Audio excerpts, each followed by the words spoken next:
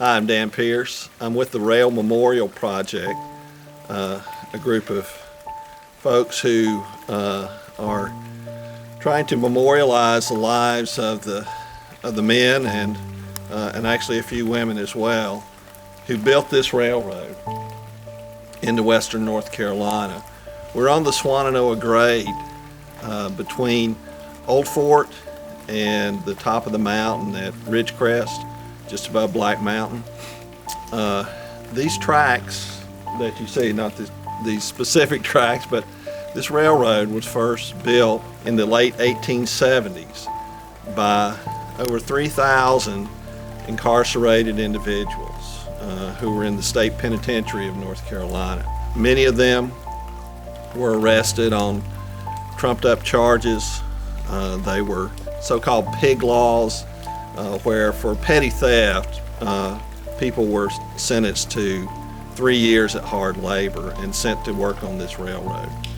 In fact, we have on our website, we have an article from the Asheville Citizen back in 1878 that called on local prosecutors to basically round up more people.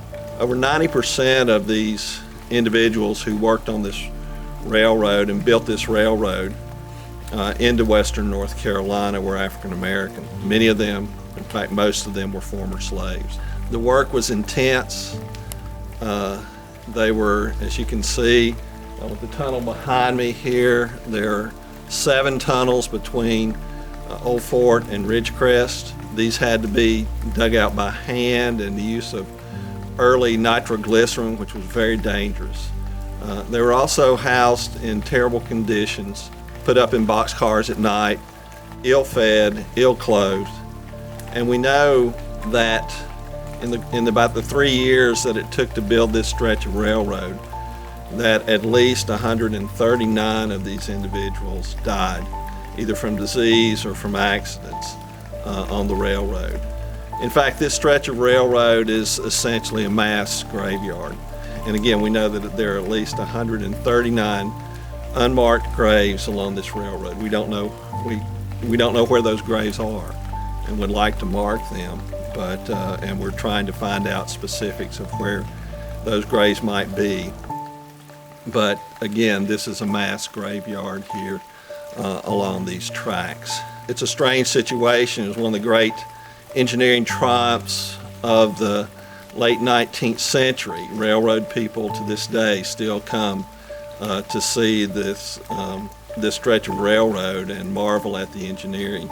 But there's also a tragedy because of the lives that were lost and the lives that were damaged.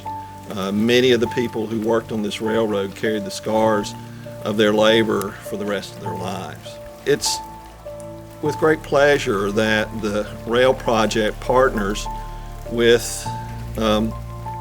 Say Their Names and the Martin Luther King Jr.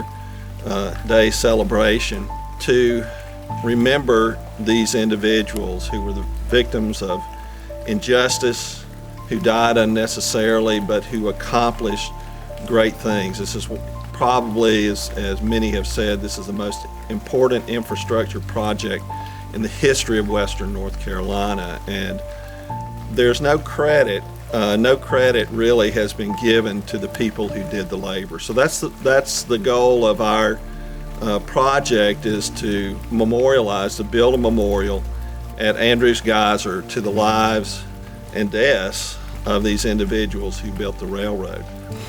So again, we're happy to partner with the Say Their Names project.